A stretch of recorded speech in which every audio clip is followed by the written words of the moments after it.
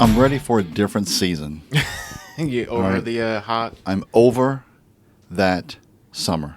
Today we're talking about different seasons of our walks. Yeah. I am TJ. I'm Joshua, This is Uncommon. and so are you. Excellent. Like a mini test. Right. So this is another podcast for Uncommon, and this one is talking toward husbands about the different seasons of kind of our lives, right? You're going to have that initial honeymoon phase, the 7-year itch,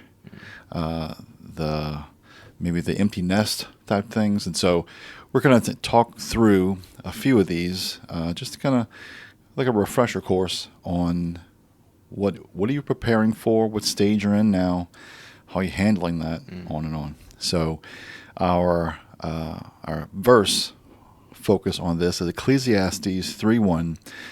There's a time for everything and a season for every activity under the heavens. So are you ready for all the seasons? Not all at once. That sounds very painful. If you go to New Orleans, you can experience them all at once. Well, we always joke that we keep our house so cold when you guys visit. It's like stepping into the Arctic anyway. So. Oh, I keep looking for Santa Claus when I go there. Yeah, I always love this verse because it puts a frame around the season you're in. Because I feel like sometimes we experience these like seasons and ups and downs, and we almost feel like, oh man, is everyone experiencing this? Is it Sure. just a me thing, or like what's Yeah. going on? And so this verse talks about that framing of there's always going to be a time frame that's intentional. It's been set aside, and we always talk about being prepared for these Sure. seasons. That you don't want to be preparing for the empty nester season while you're being an empty nester, right? No. And so while this podcast, we kind of aim it a little bit more towards husbands, this is a great knowledge to have, if you're dating, engaged, or even if you're single, just to know, okay, what do I expect in the coming years to prepare myself for those road bumps and those next stages of life? Because, we always talk about you should prepare for war when there is peace. Yes. Very rarely do you have the time, the patience, or the energy to overcome these hurdles while they're happening. Sure. So you've heard of the book, What to Expect When You're Expecting, right? That is getting usually the mom, because the dad's like, I ain't reading that, or I'll read it later. And then pretty soon, like, my water just broke. Yeah. And you're like, hold on. Page 1 says it's preparing you for a baby, right? So our content, we have several things for different stages, is preparing you for that season. Whether it be you are engaged, or you're looking for that someone, just married. After the first year, I mean, that first year is a lot of change. Oh, sure. And if you have not spent any time in prayer, preparation, talking to those who have gone on before you, that sounds so like final, but preparing for that next season, you will be caught off guard. Sure. I mean, I remember when I talked to some of the married couples before me and Heather got married, and I always thought like they'd give advice or whatever, and my brain would be like, well, that was you guys. That's not me. That's not us. Our love special. Right, yeah. That's like the Scrubs episode. They don't understand our love. Like, no, we understand your love. It's the same as everyone else's. Same as everybody else's. So I do preface this with, when you're getting advice, now, not all advice is great advice, right? Sure. Have discernment where it's coming from, and back that against the Bible and what God says to us when it comes to marriage. But do look at the advice people are giving to you, because they're not just trying to talk about it, right? They're not like saying, oh, well, I'm married and you're not, so let me rub that in your face. It's like, well, here's some of the pitfalls that I ran into with my wife and how we've overcome them, because life is hard, and it's harder when you got someone else involved because they got their own stuff. I mean, Right. I think that we often forget that, it's if you take an individual and just their daily life of working, taxes, whatever, right? And it's a lot of stress going on. And as the head of the household and as a husband, you now are responsible also for managing the house and your wife and leading, and that's a lot of extra stress. So I preface the idea of like make sure you are always looking forward to the next season and preparing for it, because you don't want to be blindsided by any of these seasons. I often think of Adam in this regard. God created Adam and is like, okay, I'm going to put you in charge of all the garden. Adam's probably went like, say what now? All of it? And I thought it was funny that I love God's sense of humor. Is like, I'm going to have you name all the animals. What a task, right? What an odd task, and what a task in general. And so, we're going to be required to do things that maybe we didn't know we signed up for. You signed up for it when you said I do. And so I think it's important that you be aware that those times are a-changing. And you can't be the same husband at the I do day as you are, 50 years later. That's just not going to work. You're going to have what they call strife in your life, because you'll always be up against things that are changing that you don't want to change. Sure. And that old statement, like, I told you I loved you when I married you. If something changes, I'll let you know. And what's funny is that I heard my father-in-law say that, and oddly enough, we were looking for a sitcom recently, and I ran across in one of the sitcoms, I think it's called The Middle, the husband, like in episode 1 or 2, he says that exact phrase. Really? Yeah. Yeah, I think it's, as men, we don't tend to express our emotions very well. We have emotions. Yeah, right. And so that often becomes a point of strife. And Sure. It depends, too, if your wife is, her love language is words of affirmation, and you don't do that, and that creates strife of like, well, I already struggle enough showing my emotions. You want me to say my emotions out loud? That's just not going to fly. I'm having a hard time just feeling the emotions on the inside that I hide from everybody. Right. And, it's one of those things that, I look back on, we've been married for over 5 years.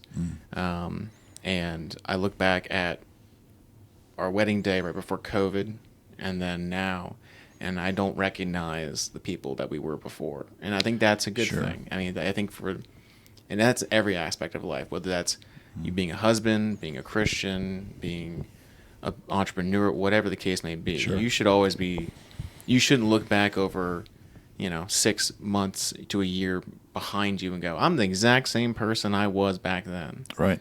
But I do think, to turn to some more practical side, like when you look back on your long marriage career, I've had a great career.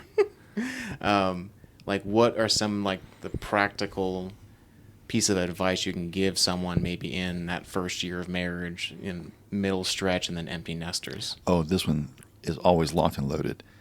Flexibility is a sign of maturity. So you're going to come into that marriage with some preconceived notions of how things go on a daily basis. Sure. Completely blindsided that another individual lives in the house. They have their own Wait a ideas. second. We're not having pizza. We have pizza night once a week? What are you talking about? I used to have pizza night 4 days a week. On pizza at night, pancakes in the morning, and cake for lunch. That's right. The 3 major food groups. Yes. So being flexible and then also being able to communicate. Grunts and nods between commercial breaks and halftime is not going to cut it. And it does take time to both of you to wrap your head around that concept of I need to communicate better. I need to listen better. And I do need to be a little bit more flexible. There's going to be sometimes, no is no. The Bible says let your yes be yes and no be no.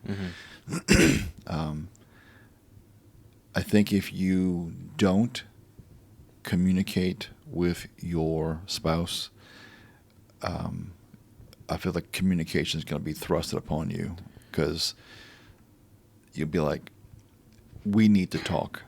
Yeah, the dreaded phrase. Right. I have a question for you. That type thing. And so if you spend time communicating more effectively, I think it helps the relationship grow in an area that cannot grow without it. Yeah. And the closer you are to each other, I think the closer you are to God. I saw this triangle. God's at the very top, husband's at the bottom left. The closer you are together, the closer you get to God. And the closer you get to God, the closer you are together. Yeah. And so it won't always be, it's going to sound funny because I adore my wife and every single part of her. Not every day you're going to like that person.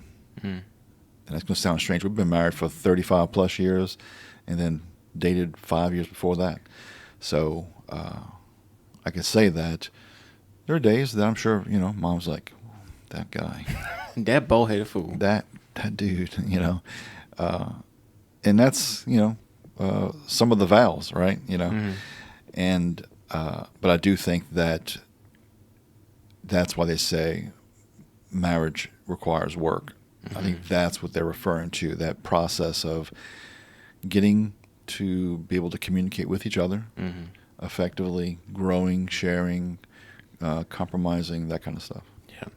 I do think one of the things that I've learned over the years, and this is from a little bit on other couples mostly that I've seen, but I've seen other couples that we've been in kind of contact with where the husband and wife don't fully kind of like commit to each other. And they almost like they're still kind of attached to the family, and they just kind of drag the other person along with them. Right. And I often talk about the verse about cleaving from your family so you can be one of one flesh. Sure. Because at the end of the day, what you don't want to have happen is your spouse look at you and go, "Is it you and me versus the world? Or is it you versus me versus the world?" kind of deal. And so I know I've always looked at our relationship between me and Heather as like, I wanted her to understand that this is a unit. We are one unit here. This is not, we may have disagreements or whatever, or, have, conflict and normal flesh kind of thing, right? Yeah. But at the end of the day, we are in this together. Sure. And that I don't want her ever to think that's not the case. And I think that with that idea driving most of your actions, I think that helps you understand of like, okay, this is no longer just what I want to do, what's good for me. It's what's good for the unit, what's good for the household. We talked about this a couple of weeks back about, you're not always going to be 50-50. Sometimes it's going to be 100 and 0 or 80 and 20, or sometimes it's going to be 20 and 20. Yeah. And at the end of the day, it's what's best for, my wife and the household and our, walk with Christ. And how does that play out in these conversations is something as simple as, okay, I don't usually do the laundry. I hate laundry. My wife's really struggling right now. I'll go take care of the laundry. Sure. That kind of stuff. And I think that servant heart is really what we're called to do as husbands, just to lead by serving. When you mention about kind of going through something together, it made me think again of Adam. It's in that garden. Garden's a big place. What are the chances of Eve wandering off and being tempted by Satan to that tree, right? Pretty high. I would think that you're like, okay, well, I mean, it's a big place. You want to go swimming, I'm going to go over here and suntan, or eat fruit, whatever. He was right there. He was right there, right next there, to her. Together. And I think that picture you painted of, look, good or bad, we're in this together. God could have easily orchestrated one person to experience that, but he had them both experience that because they both were going to suffer the consequences of that. And that's a picture of, kind of a marriage in today's world. You can see current events recently. I mean, you go through some things not intentionally, or the world puts you through some things, Mm-hmm. and so it's really good to have a firm foundation in your marriage that in spite of the world spinning, running to chaos, Mm-hmm. end of the day, you can close that front door Right. and say, okay, at least this Mm-hmm. is rock solid because it's built on God. Right, because what you want your marriage and home to be is an oasis. Sure. And that goes on both sides. I want to be an oasis for my wife, and my wife should want to be an oasis for me, that when I walk through that front door, I'm not greeted with, "Where were you at? I need help now," that kind of thing. Right. And I think, it stems all from where your heart is in that. Yeah. You want to display God's love to those around you, you would treat your wife differently than the world would, Sure. I know we have content on this topic and more. I'll bring it home from a empty nest standpoint. Mm-hmm. When you guys moved out and got married, you remember talking about this before, that I could not find any material on that. Yeah. And so I had to do some research, some praying, and develop Mm-hmm. a couple of originals around empty nest, Yeah. what you're experiencing kind of thing. I'm like, there's no way I'm the only person that thought, let me write some stuff down about this kind of thing. But I could not find a single thing on empty nest. And then I wrote, okay, well, the other side of that, the empty nest from the person leaving the nest, Yeah. right? What changes and things you're going through, because sometimes you run out of that nest and say, thank goodness. And sometimes you leave the nest and you go, oh boy. Where's my safety net? Right. So we have, I think, the full spectrum of content for, before you meet that person, the wedding days, the year after, those middle years, and even the empty nest. So if you have not done so already, check out uncommon.org, because we have content around this topic, no matter what station you're in. Because you can see that you're 5 years into it, we're 35 plus, and we know people who've turned 50 and beyond, and the need of the things we've talked about never changes. No, there's never a point that I think anyone gets to and like, oh, okay, I got it now. We got this, fist bump, boom, never have to try again. I mean, we always talk about that. If you're coasting, you're falling behind. Because it's like standing on one of those people movers at the airport. You stop moving, you will start moving backwards. It just, because, the world, we live in a world that is actively trying to break us apart. They destroy marriage, everything that we hold, God holds dear in a marriage, of, showing his love for the church through that. And I think you are naive if you don't believe the enemy is trying to break that apart. Yes. If you're just going to stand there. Yeah, you can kind of see that, just people that you might know that, I didn't know they broke up, really. They separated, divorced kind of thing. Don't let the outside fool you. Yeah. That's just for show. And it was social media before that was the platform to showcase all that. Yeah.